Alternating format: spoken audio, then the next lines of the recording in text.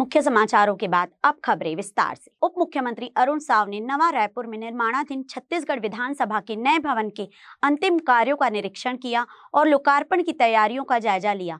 प्रधानमंत्री नरेंद्र मोदी आगामी 1 नवंबर को राज्योत्सव पर इस आधुनिक और सर्व सुविधा युक्त भवन का लोकार्पण करेंगे। भवन में छत्तीसगढ़ की संस्कृति की झलक दिखाई देती है। सदन की सीलिंग पर धान की बालियां उकेरी गई हैं और अधिकांश फर्नीचर बस्तर के शिल्पियों द्वारा निर्मित किया गया है। श्री साव ने बताया कि भवन को अगले 50 वर्षों की जरूरतों को ध्यान में रखकर बनाया गया है और भविष्य में पेपरलेस विधानसभा संचालन की सुविधा भी रहेगी। उन्होंने लोक निर्माण विभाग के अधिकारियों के साथ अंतिम चरण के कार्यों की समीक्षा की। उप मुख्यमंत्री ने राज्योत्सव की तैयारियों का भी निरीक्षण किया और कार्यक्रम के सुचारू संचालन के निर्देश दिए। गति से पूरा किया जा रहा है। राजकुमार कॉलेज में टेंट लगाकर विधानसभा हमारा प्रारंभ हुआ था 1 नवंबर 2017 और आज खुद का ये भवन आधुनिक तकनीक से लैस और सारी सुविधाएं हैं। सभी समितियों की अलग अलग बैठक कक्ष, माननीय स्पीकर साहब के कक्ष, मुख्यमंत्री जी के कक्ष, मंत्रियों के कक्ष, माननीय विधायकों के लिए बैठने के लिए ठीक प्रकार से व्यवस्था और आधुनिक तकनीक का इस्तेमाल हुआ कि आने वाले समय में पेपरलेस विधानसभा हो। इन सारी चीजों को ध्यान में रखकर इस विधानसभा का डिजाइन किया गया। साथ ही छत्तीसगढ़ की कला और संस्कृति भी इसमें समाहित है। धान की बाली हो, बस्तर के टीकू हो, उसका भी इस्तेमाल हुआ है और निश्चित रूप से ये छत्तीसगढ़ का सबसे बड़ा पंचायत का भवन छत्तीसगढ़ की 3 करोड़ जनता की आशा और विश्वास का केंद्र बनेगा। छत्तीसगढ़ के 3 करोड़ लोगों के लिए नीति और नियम बनाने का काम यहाँ से होगा तो निश्चित रूप से बहुत ऐतिहासिक और गौरवशाली पल होगा जब 1 नवंबर को हमारे विधानसभा भवन का लोकार्पण देश के प्रधानमंत्री माननीय नरेंद्र मोदी जी करेंगे। मुख्यमंत्री विष्णुदेव साय ने मंत्रालय में आयोजित कलेक्टर एसपी कॉन्फ्रेंस में कहा कि पुलिस की छवि ऐसी होनी चाहिए जिससे अपराधियों में कानून का भय और जनता में सुरक्षा का एहसास पैदा हो। उन्होंने कानून व्यवस्था, मादक पदार्थ नियंत्रण, सड़क सुरक्षा और साइबर अपराधों पर सख्त निर्देश दिए। मुख्यमंत्री ने कहा कि चाकूबाजी, हत्या, गौ तस्करी और धर्मांतरण जैसे अपराधों पर 0 टॉलरेंस नीति अपनाई जाए। नशाखोरी और मादक पदार्थों की तस्करी के विरुद्ध राज्यव्यापी अभियान चलाने के निर्देश भी दिए गए। बैठक में सड़क दुर्घटनाओं की रोकथाम, यातायात नियमों के पालन और साइबर सुरक्षा को लेकर ठोस कदम उठाने पर जोर दिया गया। मुख्यमंत्री ने कहा कि पारदर्शी, जवाबदेह प्रशासन और टीम भावना से ही विकसित छत्तीसगढ़ का निर्माण संभव है। बिलासपुर के सिरगिट्टी थाना क्षेत्र के तिफरा सब्जी मंडी इलाके में अवैध शराब बिक्री को लेकर हुए विवाद ने एक युवक की जान ले ली। जानकारी के अनुसार साहिल खटिक और उसका दोस्त किशन यादव शनिवार रात लुत्रा उर्स देखकर लौट रहे थे। दोनों ने शराब पीने की इच्छा जताई और तिफरा सब्जी मंडी पहुंचे, जहां साहिल साहू अवैध रूप से शराब बेच रहा था। शराब की बोतल के दाम को लेकर दोनों के बीच विवाद बढ़ गया। आरोप है कि साहिल साहू ने अपने साथियों को बुलाकर साहिल खटिक और किशन यादव पर लकड़ी के बत्ते से हमला कर दिया।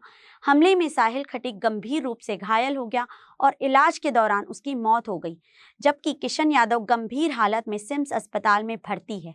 पुलिस ने मामला दर्ज कर आरोपियों की तलाश शुरू कर दी।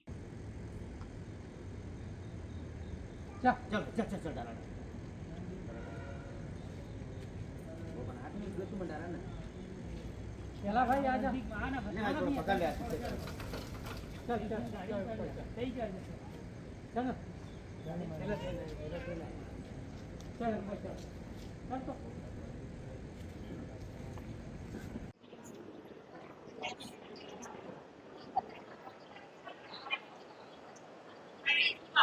सर हम लोग लुतरा से आए हैं। कौन कौन था? मैं और साहिल और उसके बाद में 3 बजे यहाँ पहुँचे हैं।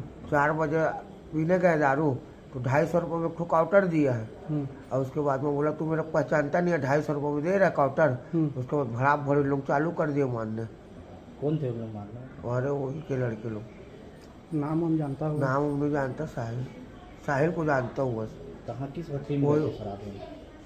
भट्टी नहीं, मंडी के जस्ट सामने ब्लैक में बेचते उन लोग। नाम वाम है किसी का? हाँ राजू चिल्लर बोलते हैं। किसको? वो जो बेचता है और उसके भाई लोग को। वो अभी जेल में है, तो उसके भाई लोग धंधा पानी चला रहे हैं। तो उसके भाई का क्या नाम है साहिल। जो मारा है? हाँ, साहिल और उसके नौकर लोग। अपना नाम बता। किशन यादव, पिताजी का नाम? रमान यादव, कितने साल का है तू? 30 साल का। मामला सिविल लाइन थाना क्षेत्र का, जहाँ तिफरा में एक शराब दुकान स्थित है, जहाँ पर साहिल साहू अपने दोस्त के साथ आया था। वहाँ पर किसी बात को लेकर शराब के नाम पर इनका साहिल साहू उसके परिवार के सदस्यों के साथ वाद विवाद हुआ, जिस पर इनको साहिल साहू के परिवार के सदस्यों के द्वारा मारा गया, जिस पर इनके सर पे चोट आई थी मृतक के, और उसका साथी घायल हुआ था, जिसकी साहिल खटिक नाम के लड़के की अस्पताल पहुंचने के दौरान मृत्यु हो गई। और इस पर पुलिस ने मर्ग कायम किया है और प्रथम दृष्टया मामला संदिग्ध मानते हुए पुलिस आगे की कार्रवाई कर रही है। संदिग्धों को पुलिस ने हिरासत में लिया है और पूछताछ की जा रही है। बिलासपुर पुलिस ने सोशल मीडिया पर हथियार लहराकर दहशत फैलाने वाले लुट्टू पांडे गैंग के 5 बदमाशों को गिरफ्तार किया है। पकड़े गए आरोपियों में लुट्टू पांडे उर्फ रितेश, शिवम मिश्रा, लकी यादव, शैलेश चौबे, शंभू यादव और सुमित महाजन शामिल हैं। पुलिस ने इनके पास से एक रिवॉल्वर, एयरगन, चाकू, बेसबॉल स्टिक और एक बुलेट बरामद की है। आरोपी सोशल मीडिया पर रील बनाकर लोगों को डराने और अपने आपराधिक प्रभाव को दिखाने की कोशिश कर रहे थे। गिरफ्तारी से बचने के लिए ये लगातार मिर्जापुर, बनारस और इलाहाबाद जैसे शहरों में ठिकाने बदलते रहे। तकनीकी निगरानी और स्थानीय सूचना के आधार पर पुलिस ने रतनपुर क्षेत्र के पास घेराबंदी कर सभी को दबोच लिया। इनके खिलाफ कई गंभीर अपराध दर्ज हैं। अब पुलिस संगठित अपराध की धारा में कार्यवाही कर रही है और गैंग से जुड़ी अवैध संपत्तियों की जांच शुरू कर दी गई है।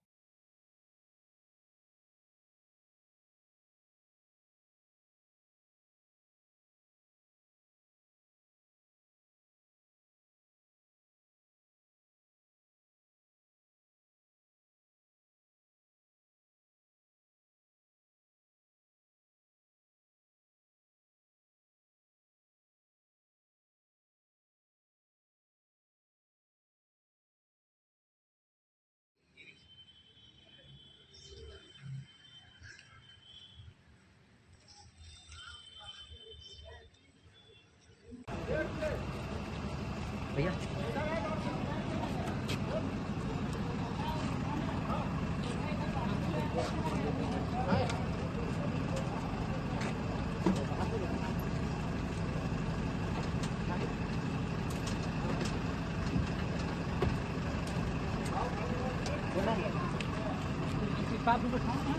इधर बैठा।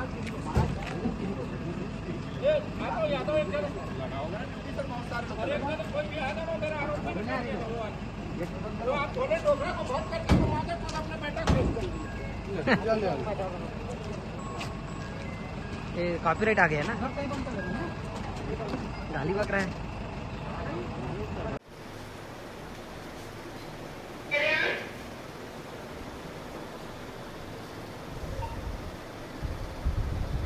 थाना सरकंडा में पुलिस ने एक कार्रवाई की है, जिसमें कि लुट्टू पांडे, शिवम मिश्रा, शंभू और लकी नाम के लड़कों को पुलिस ने गिरफ्तार किया। ये लड़के लगातार रील्स बनाकर हथियारों को लहराकर लोगों को धमकी दे रहे थे और अपने आपराधिक चरित्र को स्थापित कर रहे थे, जिसको पुलिस इनको लगातार ट्रैक कर रही थी, जिन्हें बनारस से पीछा करते हुए रतनपुर के पास उन्हें गिरफ्तार किया है। इनके कब्जे से इनके पास से एक एयरगन, एक पिस्टल और कुछ हथियार पुलिस ने जब्त किए हैं। लुट्टू पांडे एनडीपीएस एक्ट का भी आरोपी है, जिसे उस अपराध में भी उसे गिरफ्तार किया है। उसके बताए अनुसार हमने जब उससे पूछताछ की तो उसके बताए अनुसार उसने सिविल लाइन थाना क्षेत्र के एक व्यक्ति अविनाश बोरकर का भी नाम बताया, जिसके पास पिस्टल है, जिस पर पुलिस ने सिविल लाइन थाने से एक टीम बनाकर उससे पूछताछ की और जिस पर पता चला कि अविनाश बोरकर और सुमित महाजन दोनों के पास एक पिस्टल है, जिसे जब्त किया गया है और उनके खिलाफ वैधानिक कार्रवाई की जा रही है। सर, ऐसे आपराधिक घटनाओं में शामिल लोगों को और सोशल मीडिया पर डालने वालों को क्या समझाइश देना चाहिए? पुलिस सख्त संदेश दे रही है। उसमें इस मामले में भी पुलिस ने कड़ी कार्रवाई की है। इनके जो लुट्टू पांडे और उनके साथियों के विरुद्ध संगठित अपराध की धारा भी जोड़ी गई है इनके अपराध में इसके अतिरिक्त ऐसे अन्य व्यक्ति जो इस तरह का कार्य करते हैं उन्हें भी सख्त संदेश दिया जा रहा है ताकि वो सुधर जाएं, नहीं तो उनके ऐसे कृत्य पर पुलिस ऐसा प्रहार करेगी जिससे उन्हें बाद में पछतावा होगा। दुर्ग में सिटी कोतवाली पुलिस ने तेज कार्यवाही करते हुए अंधे कत्ल की गुत्थी महज कुछ घंटों में सुलझा ली। पंचशील नगर मोहलई के विजय दाल मिल के पीछे वार्ड क्रमांक 33 में अनिल यादव का शव मिलने से इलाके में सनसनी फैल गई थी। जांच में सामने आया कि शराब और सिगरेट पीने को लेकर विवाद में साहिल टंडन, भुवन साहू और एक अपचारी बालक ने बल्ली और पत्थर से हत्या कर दी थी। पुलिस ने सीसीटीवी और मुखबिर की मदद से तीनों को गिरफ्तार कर लिया।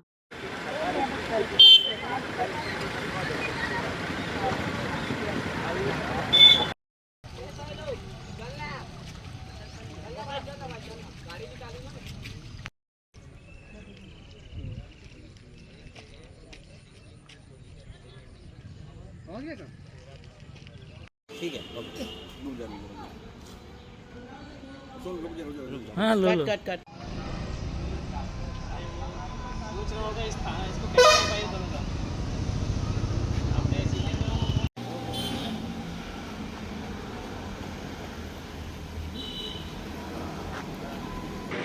दिनांक 11/10/2025 को एक अज्ञात मृतक का शव पंचशील नगर में मिला था। मृतक के सिर पर गंभीर वार कर डंडे में पत्थर से वार कर उसकी हत्या की गई थी। अज्ञात आरोपियों के खिलाफ पतासाजी किया गया। पतासाजी पर से 3 आरोपी हिरासत में लिया गया। इसमें से एक भुवन साहू उर्फ बबला और दूसरा है आरोपियों के खिलाफ अपराध कायम कर विवेचना में लिया गया था। आरोपी गिरफ्तार करने पश्चात सभी को माननीय न्यायालय के समक्ष पेश कर न्यायिक रिमांड प्राप्त किया गया। जीजीयू यूनिवर्सिटी स्थित कोनी की द्वितीय विश्व युद्ध की पानी टंकी अब ट्राइबल लाइब्रेरी के रूप में जीवंत हो गई है। प्रोफेसर नीलांबरी दवे ने इसे नया आयाम देते हुए अंग्रेजों के जमाने की खंडहर टंकी पर भारत और छत्तीसगढ़ के जनजातीय स्वतंत्रता सेनानियों की वीर गाथाओं को तस्वीरों और कथाओं के माध्यम से अंकित किया। जीजीयू के कुलपति ने कहा कि जनजातीय समुदाय भारतीय संस्कृति के मजबूत आधार स्तंभ हैं, जिन्होंने देश की स्वतंत्रता और सुरक्षा में अद्वितीय योगदान दिया। ब्रिटिश उपनिवेशवादी समय में ये समुदाय सशस्त्र विद्रोह और भूमि रक्षा में अग्रणी रहे। ट्राइबल लाइब्रेरी अब न केवल इतिहास की यादगार बनी है, बल्कि छात्र छात्राओं और आगंतुकों को गुमनाम जनजातीय स्वतंत्रता सेनानियों की वीर गाथा जानने और सीखने का अवसर प्रदान कर रही है।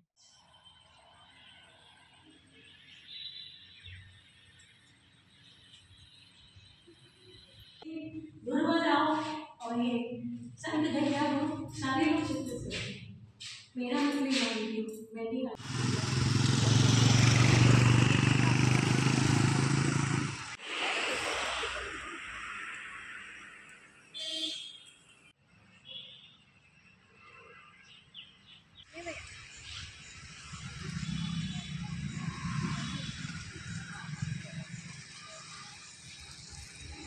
यूनिवर्सिटी में ट्राइबल गैलरी बनी है, इसके पीछे की सोच क्या है? देखिए, सबसे पहली बात तो ये है कि कुछ बातें हमें निश्चित रूप से जान लेना चाहिए कि जनजातीय हमारे भारतीय समाज का एक अभिन्न हिस्सा है। कई बार ऐसा सुनने में आता है कि नहीं, शहर और जंगल का कोई संबंध नहीं, ऐसा नहीं है। जनजाति हमारे अभिन्न भाग हैं और हमारे यहीं के निवासी हैं। भारतवर्ष के स्वतंत्रता संग्राम में अगर देखा जाए तो हमारे जनजातीय बंधु बांधवों ने मिलजुल करके बढ़ चढ़ करके हिस्सा लिया। जैसे कि खूंटी में जो आजकल झारखंड में है, वहाँ भगवान बिरसा मुंडा जी का जन्म हुआ और उन्होंने जब बड़ा दुर्भिक्ष पड़ा, अकाल पड़ा, तब उन्होंने अंग्रेजों से कहा कि भाई आप हमारे ऊपर लगान न लगाएं, कर न लगाएं। मगर अंग्रेजों ने उस कर को नहीं माफ किया, तो उन्होंने उनके सामने बाकायदा विद्रोह किया और भारतीय जनता के ऊपर जो अत्याचार हो रहा था, जो सामान्य जनता थी, उसके सामने उन्होंने, और सही मायने में देखा जाए तो अंग्रेजों के विरुद्ध उसी समय से एक बड़ा युद्ध प्रारंभ हो गया था जो हमारे जनजातीय बंधु बांधवों ने खेला। इसी तरह गोविंद गुरु जी ने जो राजस्थान में उन्होंने अंग्रेजों के विरुद्ध बड़ा महायज्ञ शुरू किया कि भारत को स्वतंत्र कराना है। इसी तरह हमारे वीर नारायण जी छत्तीसगढ़ में, इसी तरह रानी गायदुलू अपने ईशान प्रदेश में। इन जनजातीय नायकों ने अगर अपनी भूमिका नहीं निभाई होती, तो शायद आज हम इस परिस्थिति में नहीं होते। क्या इन्हें गुमनाम योद्धा भी कहा जा सकता है? निश्चित रूप से गुमनाम तो पूरी तरह से नहीं है, मगर हाँ, उनको जो स्थान मिलना चाहिए था हमारे भारतीय स्वतंत्रता संग्राम के इतिहास में, वो शायद न्याय नहीं हो पाया। ऐसी सोच को लेके प्रबंधन ने ऐसा गैलरी बनाई है। निश्चित रूप से इसके विश्वविद्यालय में ऐसे हमारे जनजातीय नायकों को एक प्रतिष्ठित स्थान प्रदान करने के पीछे निश्चित रूप से यह विचार है कि हमारे जिन्होंने योगदान दिया, जिन्होंने अपने प्राणों की आहुति दी, चाहे वो संथाल संग्राम हो, जिसमें हमने चांद भैरव, फूल जानो, ऐसे कुल 6 भाई-बहन थे और 10,000 लोगों ने इसमें पार्टिसिपेट किया, बड़ी संख्या थी। तो ऐसे लोगों ने जिन्होंने अपने पूरे जीवन की आहुति दी थी, उनको इस एक स्थान तो मिलना चाहिए। तो यहाँ पर मूलतः अगर देखा जाए तो ज़्यादातर हमने छत्तीसगढ़ के हमारे जो जनजातीय नायक हैं, उन नायकों को एक स्थान देने का प्रयास किया है। भविष्य की योजना ये है कि इसको हम और भी विस्तारित करने को सोच रहे हैं। बहुत ही अच्छा प्रतिसाद और प्रतिभाव मिल रहा है। समाज से और इवन अन्य प्रदेशों से भी लोग आ रहे हैं देखने के लिए। जो छात्र प्रवेश के लिए यहाँ आते हैं, उनके माता-पिता और उनके बंधु-बांधव तो आते ही आते हैं, मगर अन्य लोग भी आ रहे हैं। और धीमे-धीमे इस विथिका की, जो जनजातीय विथिका या ट्राइबल गैलरी कह सकते हैं, उसकी चर्चा धीमे-धीमे मुझे लग रहा है कि पूरे भारतवर्ष में बढ़ रही है और लोग उसके बारे में इंक्वायरी भी कर रहे हैं। एक खंडहरनुमा इमारत में अपने नाम योद्धाओं की रोशनी डाली है। क्या कुछ कहेंगे? इसके पीछे कई लोगों का योगदान है। निश्चित रूप से हमारे सामने 2 विदुषी बैठी हैं, अनुपमा जी और नीलांबरी जी। इनके अलावा हमारे एंथ्रोपोलॉजी के आनंद मूर्ति मिश्रा जी हैं, इसके साथ ही हमारे इंजीनियरिंग विभाग के काफ़ी लोग हैं। अगर देखा जाए तो इसके पीछे एक प्रेरणा एक हमारे वैभव सुरंगे जी हैं, उन्होंने भी प्रदान की थी। ऐसे काफ़ी लोगों ने समय-समय पर हमें कहा और हमारे माननीय शिक्षा मंत्री जी इस बात को लेकर काफ़ी कटिबद्ध है कि जनजातीय नायकों के प्रति हमारी निष्ठा निश्चित रूप से प्रतीत होनी चाहिए।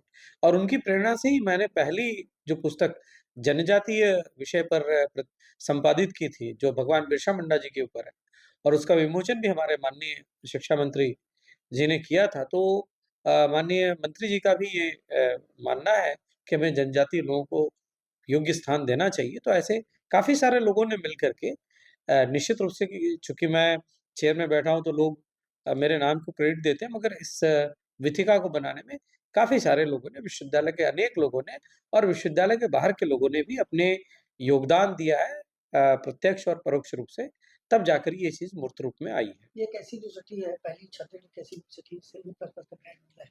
जी। क्या कुछ खास और आप आते ही क्या कुछ बदलाव हुए और क्या कुछ नया किया?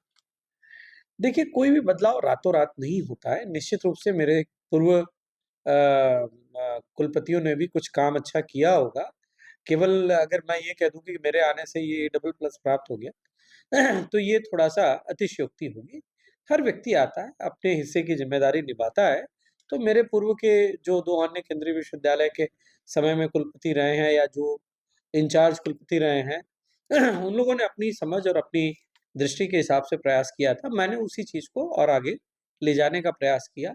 निश्चित रूप से अकादमिक क्षेत्र में, शोध के क्षेत्र में, बच्चों के संतोष के क्षेत्र में, छात्रों को योग्य शिक्षा उनकी बराबर देखभाल हो और जो भी हमारे नैक के सातों क्राइटेरिया उस पर हम लोगों ने बहुत ही व्यवस्थित रूप में, बड़े ही अनुशासनात्मक रूप में हमने अपना जो सेल्फ स्टडी रिपोर्ट है तैयार किया, नैक के सामने प्रस्तुत किया और नैक ने उस पर 2 बार उसका विज़िट किया क्योंकि उनका अपना कुछ नियम है कि भाई एक सीमा से अगर ज़्यादा अगर आप गैप दे करके अगर आप अच्छा मार्क प्राप्त करते हैं, तो वो दोबारा उनके नियमों में है। तो उस हिसाब से उन्होंने दोबारा हमारा मूल्यांकन किया और दोनों बार ही हमारा ऐसा मानना है, पिछली बार का तो मुझे नहीं पता था, मगर दूसरी बार हमें ए डबल प्लस प्राप्त हुआ और उसकी वजह से विश्वविद्यालय की कीर्ति, यश और अनेक सुविधाओं में भी काफ़ी वृद्धि हो गई और आज हम यूनिवर्सिटी ग्रांट्स कमीशन द्वारा दिए गए ग्रेडेड इकोनॉमी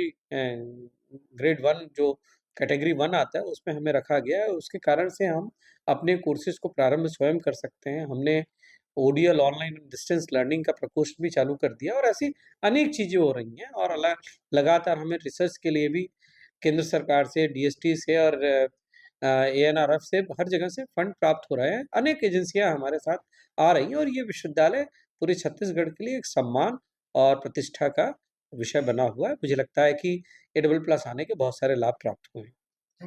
आज के बुलेटिन में बस इतना ही। मुझे दीजिए इजाजत। देखते रहिए हॉर्नबिल टीवी।